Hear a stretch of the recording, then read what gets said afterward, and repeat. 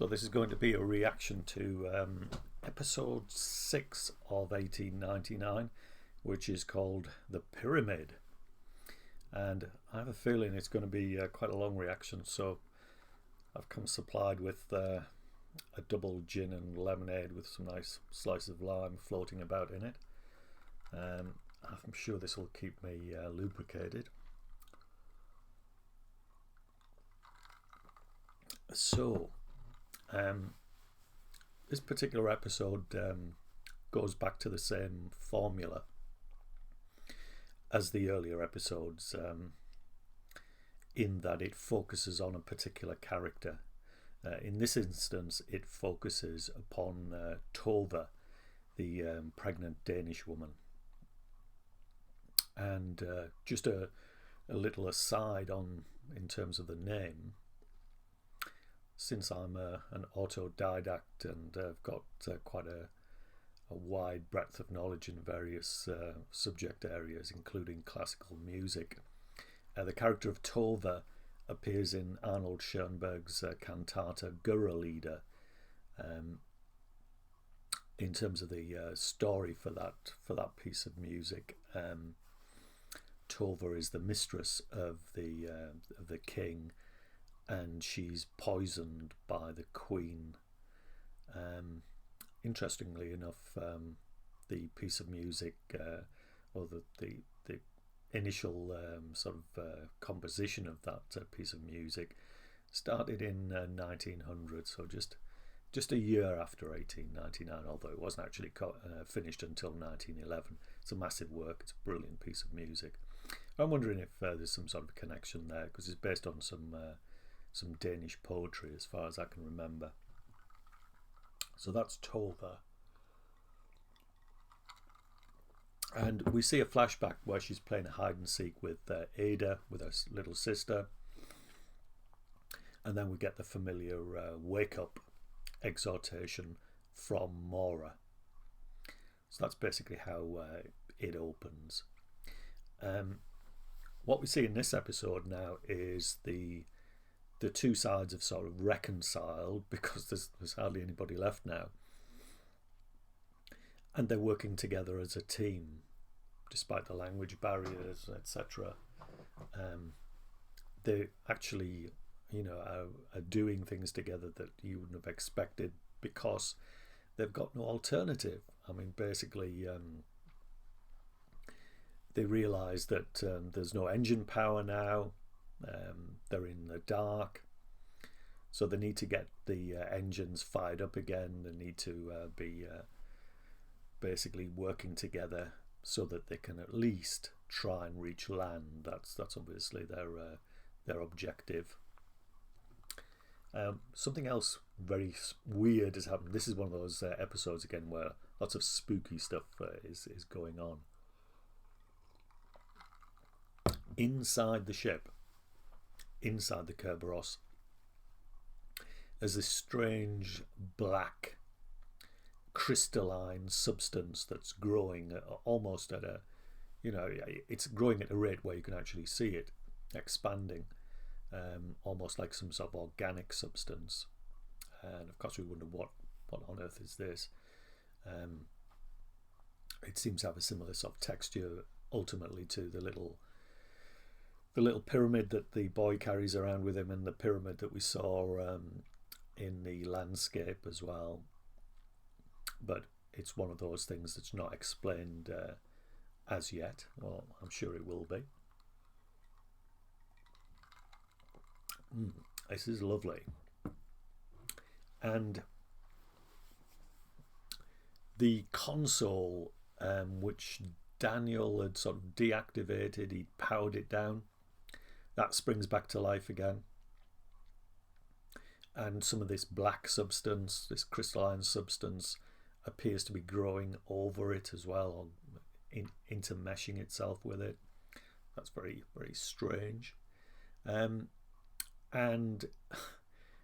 Mrs. Wilson actually touches the substance, whereupon it seems to spread to her finger. That's a very bad idea, Mrs. Wilson. Never touch anything that you're not meant to touch. Leave it well alone. But we'll see what develops in that respect later on.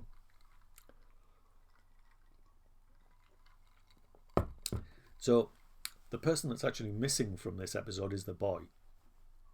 He's disappeared. He's probably still in the Scottish landscape, the mountainous landscape that we saw earlier. And Maura and Ike go looking for him. So they use the same tunnel, the same little chamber underneath the bed, and drop out into that familiar landscape. I love the way in which all that's done as well in terms of the sort of special effects. It's great. It looks superb. I mean, it's very clever the way that they render it. It looks very convincing.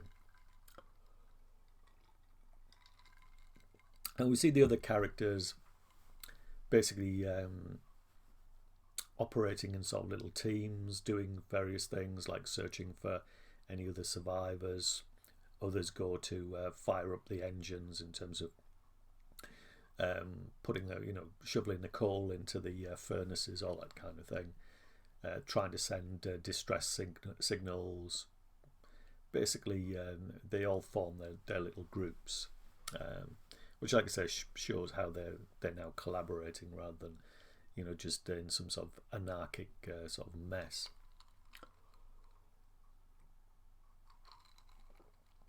And we also see the figure of Clémence, the French woman, who I think I called Clementine or something like that. In one of the previous episodes, she's called Clémence. She's wandering around with Tova, and you can see that she admires Tova, her sort of strength, determination. And there's a lovely symbolic moment where she actually sheds her dress and wears a pair of trousers instead. It looks very cool in the process, as she's sort of becoming a kind of proto-feminist now. So that's an interesting little sort of reveal of her character. And we also see Mai Ling and Oleg. You can tell that they're a couple now, basically, and that's further developed because when Oleg goes up to move the lever to release the coal down the chute, Mai Ling follows, helps him, and she actually kisses him. She says something like, you're different from all the other men that I've known, that kind of thing. And then he responds and kisses her back. So they're a couple now. It still seems as if Oleg has got some sort of baggage himself, some sort of psychological baggage. He's going to see his brother in New York because we see the postcard again. But they seem the most normal couple of anybody on board the boat. So what else happens? Oh yes, Daniel follows Maura and Captain Ike to the Scottish landscape. I keep calling it the Scottish landscape, whether it is or not, I don't know, but it's just how I'm going to refer to it in this particular reaction. We also learn some more about Henry Singleton, Maura's father. It appears from what she's telling us that the asylum, the mental hospital that they're wandering around, was actually built by the father for the mother. And the reason is because the mother suffered some form of mental illness. It could be something like Alzheimer's, but basically she started forgetting things, even forgetting people's names, which is like a classic symptom of Alzheimer's or some sort of illness of that nature. And that obviously explains why Henry Singleton is so interested in the human brain, etc. Hopefully, in from his point of view, in the sense of trying to cure mental illness, such as the mental illness that's suffered by his wife. So again, we're getting more backstory there.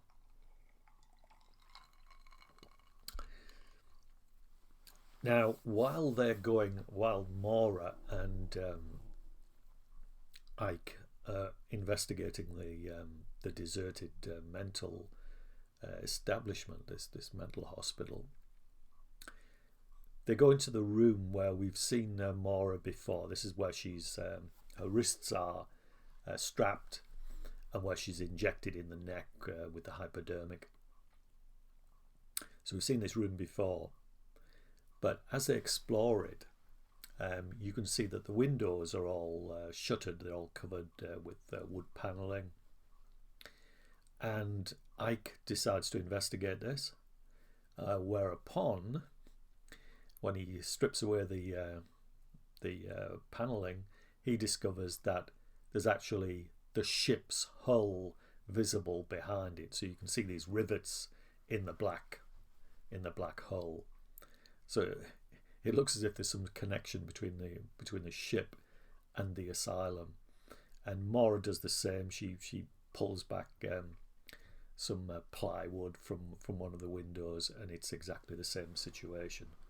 And they also see some of this this black crystalline substance growing at a frantic rate inside the asylum as well.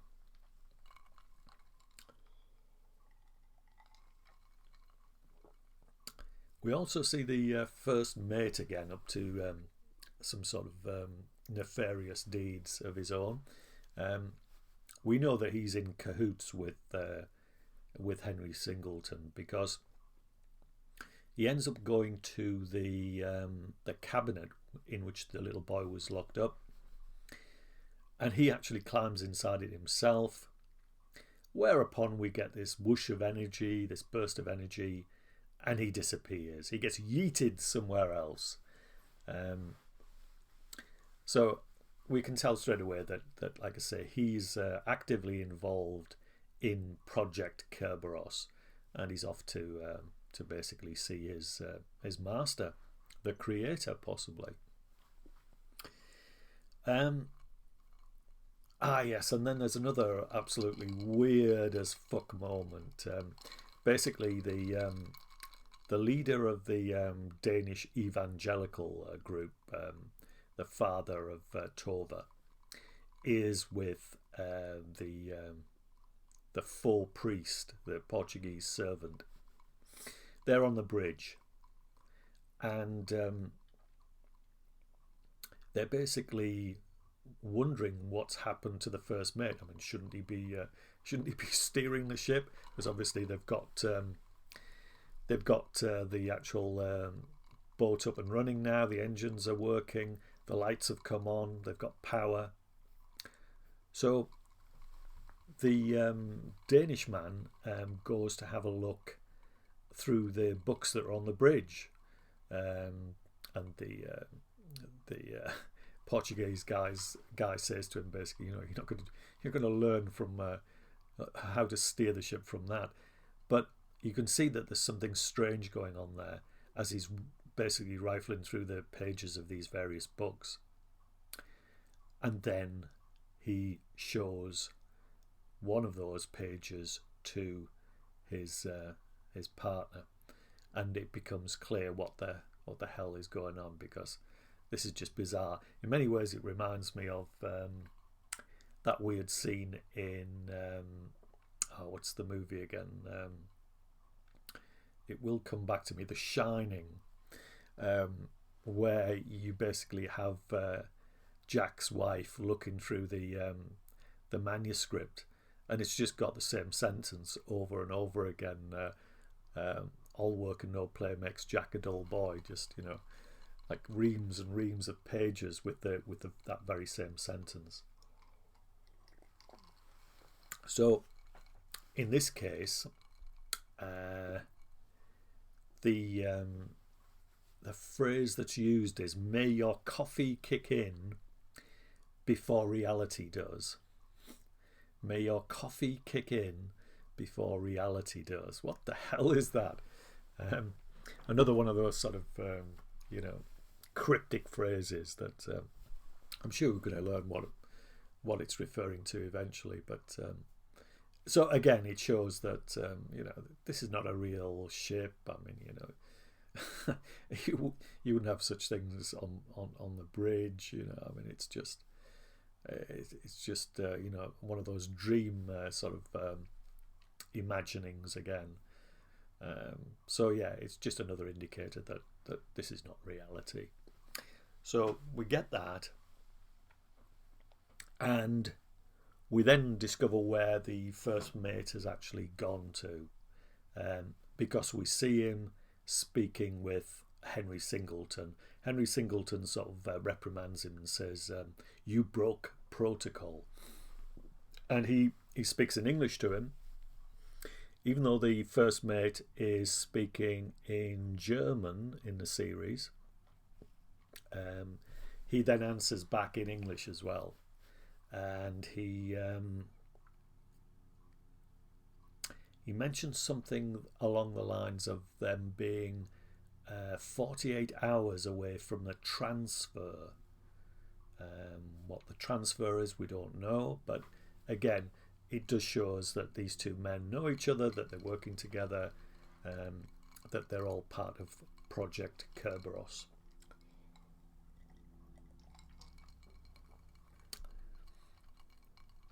So the other thing that happens is that we get several flashbacks involving Tova. And this now explains the situation in respect of herself in terms of her pregnancy. It also explains things in terms of Cresta's facial scar. And it's pretty much as I'd already thought would be the case, that Cresta has been injured as a result of something he's done, possibly in terms of his sexuality. And that turns out to be the case.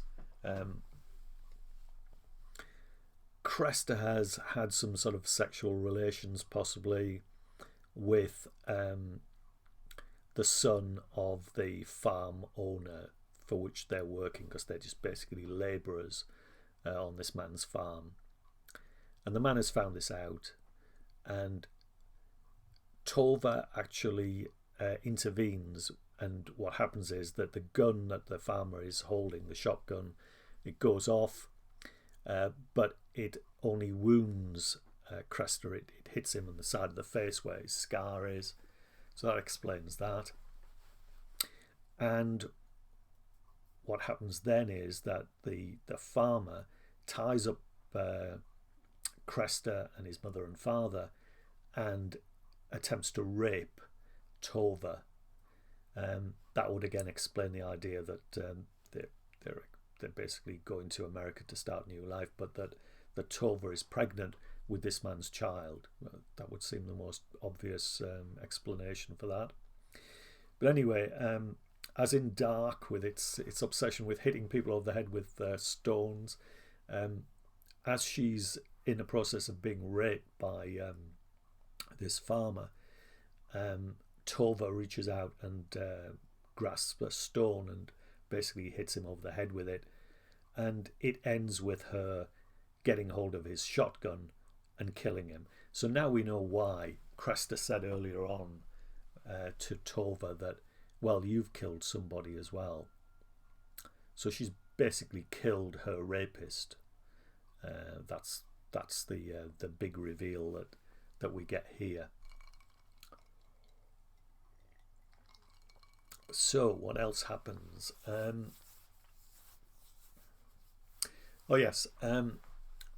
Daniel follows Captain Ike and Maura to the Scottish landscape, to the mental hospital,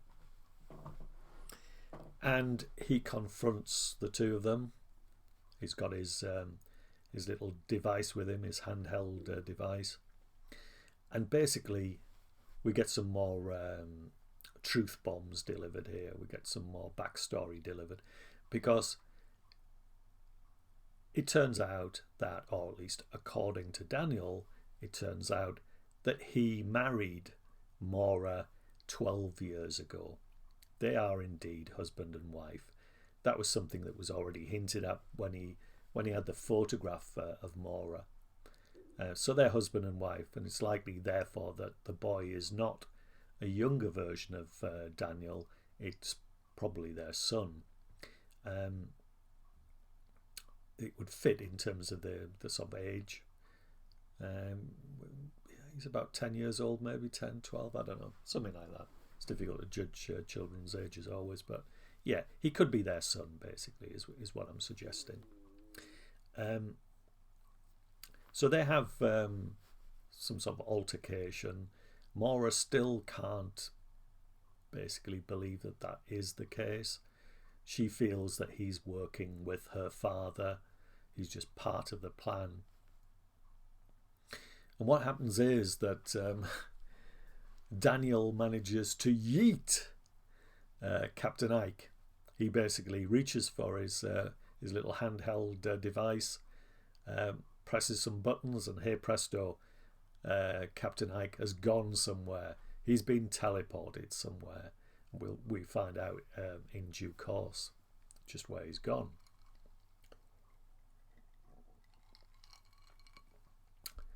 So what happens next is that Maura she basically locks Daniel into room 10. Is it 1011? I can't remember now, or whether it's I'm trying to remember the room numbers again. It's the same room number that she occupies on the Kerberos. It's the same room number in the asylum as the one on the Kerberos. But she locks him in that room, the one that she thinks she was locked in herself, where she was injected with the drugs and all that kind of thing. And then she goes outside because she's convinced that her father is watching her. It's all part of the experiment again. So she goes outside. She's got the gun that Captain Ike had. That's what she threatens Daniel with when she locks him in the room. She's sort of wandering around, and she throws the gun in anger. But as she does so, it cracks some glass. It appears that there's a kind of glass dome around her. And when she explores near to where she's cracked the glass, there's like a little opening, and she sort of pulls it back, almost like pulling open the sky. And when she does that, once again, we see the hull of the ship, the black hole with its rivets in it. So again, there's that connection, the same sort of scenario as happened when they were inside the asylum. And we also see Henry Singleton watching her through one of the old style televisions, again, one of the old cathode ray tube televisions. He's watching all this. We see that there's the 9 screens, the ones that we saw in one of the earlier episodes, where he's observing things. So again, that links back to what we saw earlier. So finally, we discover where Captain Ike has ended up, where he's been yeeted. And he most certainly has been yeeted, because he comes out of the little passageway in the cabin, but he soon realizes that he's not on board the Kerberos, not at all, because he sees all the wear and tear, basically the same sort of scenario that he saw on board the Prometheus. And the reason why it looks similar is because he is indeed on board the Prometheus. That's where he is now. And things get even weirder still, because as Henry Singleton is looking at the ship through one of these television screens, the camera pulls back and we see that it's not just the Prometheus on its own, but it looks almost like a kind of ship's graveyard. I mean, there are loads of these ships. So again, you would probably come to the conclusion that these are failed experiments. These are previous experiments, maybe. But like I said, there's more than half a dozen of these ships. So it's not just a case of the Kerberos and the Prometheus.